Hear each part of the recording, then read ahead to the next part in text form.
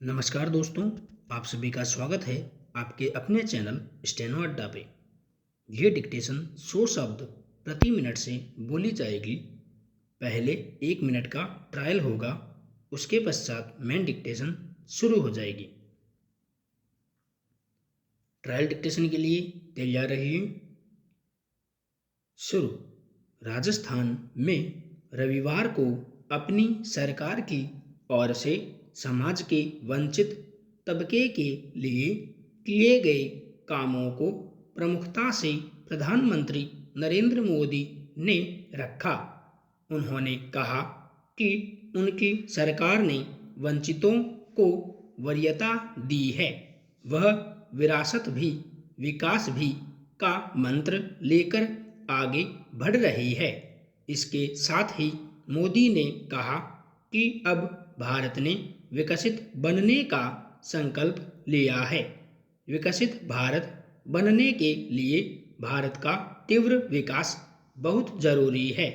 उन्होंने कहा, पिछले 9 वर्षों में हमने उन क्षेत्रों और उन वर्गों पर भी विशेष ध्यान दिया है जो विकास से वंचित थे। ट्रायल डिक्टेशन समाप्त हुई।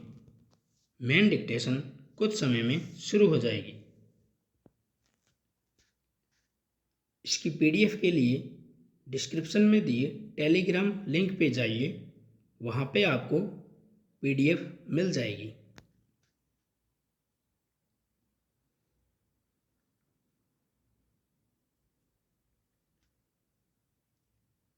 तीस सेकेंड शेष।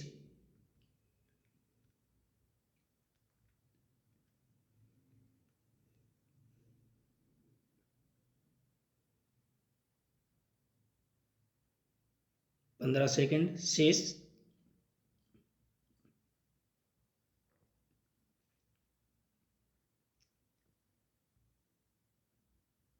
तैयार रहिए दोस्तों। शुरू।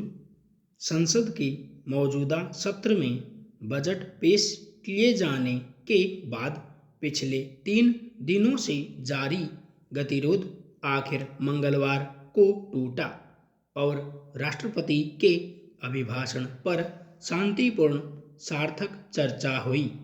इससे पहले अडानी ग्रुप के खिलाफ आई हिंडनबर्ग रिपोर्ट और उसके बाद के घटनाक्रम को लेकर जांच की मांग करते हुए विपक्ष ने संसद का चलना नामुमकिन कर रखा था। इसमें दो राय नहीं कि यह घटनाक्रम महत्वपूर्ण है और इसकी संयुक्त संसदीय समिति से जांच करवाने की मांग के पीछे विपक्ष के अपने तर्क हैं। इससे भी इनकार नहीं किया जा सकता कि संसद में अपनी बात रखना, उस पर जोर देना और इस क्रम में जरूरी होने पर संसद की गतिविधि न चलने देना या उसका बहिष्कार तक करना विपक्ष का लोकतांत्रिक हथियार होता है। इन हथियारों के इस्तेमाल के जरिए विपक्ष जनमत को आश्वस्त करता है कि संख्या में कम होने के बावजूद वह संसद के मंच पर सरकार से जवाब तलब करने, उसकी जिम्मेदारी तय करने के अपने दायित्व को लेकर गंभीर है। लेकिन लोकतंत्र के ही हक में यह भी जरूरी है कि विपक्ष अपने इन हथियारों के विवेकपूर्ण इस्तेमाल को लेकर हमेशा सतर्क रहे। आखिर संसद के होने का क्या मतलब रह जाएगा अगर वहां विभिन्न महत्वपूर्ण मसलों पर पक्ष और विपक्ष के बीच स्वस्थ बहस नहीं होगी। यही वजह है कि विपक्ष को विरोध का अपना तरीका चुनने का पूरा अधिकार देते हुए भी अपेक्षा की जाती है कि बहिष्कार अपवाद के तौर पर आए और बहस के रूप में संसद के इस मंच का सदुपयोग नियम बना रहे।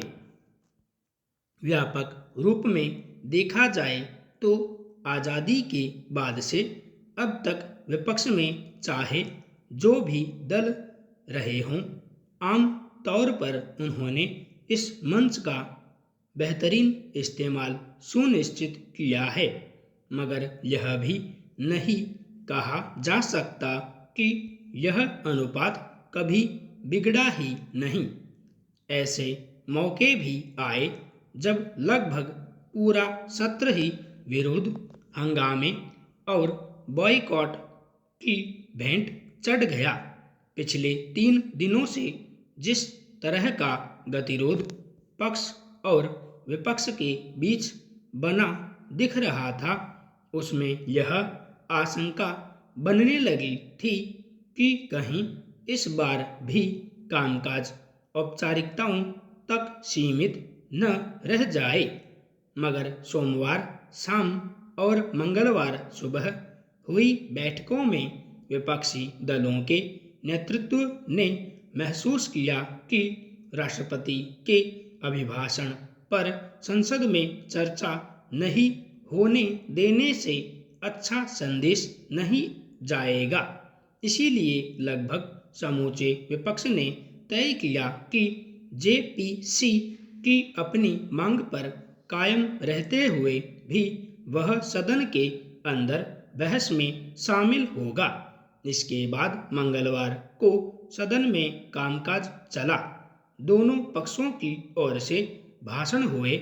कई विपक्षी नेताओं, खासकर कांग्रेस नेता राहुल गांधी के भाषण को काफी तीखा भी माना गया, लेकिन न सदन में ज्यादा शोरगुल हंगामा हुआ और न ही कामकाज स्थगित करने की नौबत आई। मतभेद, असहमति और विरोध के बीच पक्ष विपक्ष की यही परिपक्वता भारतीय लोकतंत्र को मजबूती देती है। कांग्रेस पार्टी प्रधानमंत्री नरेंद्र मोदी और उनकी सरकार के देश के दिग्गज उद्योगपति गौतम अडानी के साथ रिश्तों को लेकर लगातार सवाल करती रही है। हिंडनबर्ग रिपोर्ट के आने से पार्टी की बाँछें खिली हुई हैं। कांग्रेस नेताओं को लग रहा है कि यह रिपोर्ट मोदी अडानी के रिश्तों पर उनकी तरफ से उठाए जा रहे सवालों की ही पुष्टि करती है। यही वजह है कि कांग्रेस अध्यक्ष और पार्टी सांसद राहुल गांधी ने संसद में दिए अपने भाषणों में पीएम मोदी से खूब सवाल किए।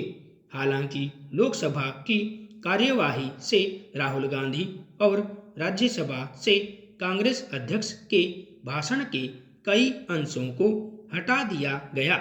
ऐसे में सांसदों को अभिव्यक्ति की स्वतंत्रता और उनके विशेषाधिकारों के हनन के मुद्दे पर चर्चा शुरू हो गई है।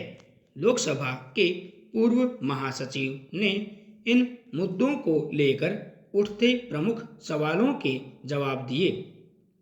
संसद में सदस्यों द्वारा दिए जाने वाले भाषण में कोई शब्द या संदर्भ अगर अमर्यादित या अशोभनीय होता है, तब अध्यक्ष को यह अधिकार होता है कि वह उसे कार्यवाही से हटा सकते हैं। ऐसा हमेशा से होता आया है, लेकिन अभी प्रधानमंत्री पर कुछ आरोप लगाए गए हैं। ऐसे में आरोपों की पुष्टि करने के लिए सबूत मांगे जा रहे हैं। ऐसे मामलों को लेकर संसदीय प्रक्रिया में कोई तय नियम नहीं है। 1950 के बाद से विभिन्न लोकसभा अध्यक्षों द्वारा दी गई व्यवस्थाओं के आधार पर ऐसे विषयों पर प्रक्रिया तय की गई है। इसमें कहा गया है कि अगर कोई सदस्य आरोप लगाते हैं तो वे तथ्यों के आधार पर उसकी पुष्टि करें और उसकी जिम्मेदारी लें। ऐसी स्थिति में ही आरोप लगाए जा सकते हैं। असंसदीय शब्दों को लेकर कोई नियम मानदंड तय नहीं है और यह पूरी तरह से इस बात पर निर्भर करता है कि उक्ति शब्द या बातें किस संदर्भ में कही गई हैं। संसद में नियम चर्चा और कामकाज को सुचारू रूप से चलाने के लिए होते हैं। अगर सदस्य नियमों के मुताबिक चलेंगे, नियमों को मानेंगे, तब सदन में कामकाज अच्छे ढंग से चलेगा। ऐसे में मुझे नहीं लगता कि इसमें बदलाव की कोई ज़रूरत है।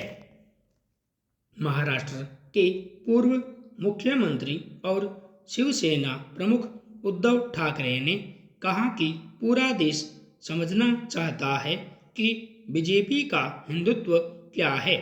हमने 25-30 साल तक बीजेपी से राजनीतिक दोस्ती निभाई, लेकिन हमें क्या मिला? उद्धव ठाकरे ने कहा कि जब केंद्र में बीजेपी सत्ता में आई तो उन्हें वहां लाने वाले, चाहे अकाली दल हो या शिवसेना, उनकी जरूरत नहीं थी। बाला साहेब ठाकरे ने विचार व्यक्त किया कि जो भी देशद्रोही है, चाहे वह किसी भी धर्म का हो, उसे सजा मिलनी चाहिए। उद्धव ठाकरे ने कहा कि हमने बीजेपी का समर्थन छोड़ा है, हमने हिंदुत्व नहीं छोड़ा है। उद्धव ठाकरे ने सभा से पहले उत्तर भारतीय लोगों से समर्थन की अपील की। उद्धव ठाकरे ने कहा कि मैं आज आपका समर्थन मांगने आया हूं। आप यहाँ पीढ़ियों से रह रहे हैं। आपके मन में कई सवाल हो सकते हैं। सभा के लिए मैदान अपर्याप्त होगा। मैं यहाँ हमारे रिश्ते को मजबूत करने के लिए हूँ। अगर हम एक दूसरे को हिंदू मानते हैं तो उत्तर भारतीय और मराठी को अलग नहीं करना चाहिए। संपूर्ण विराम।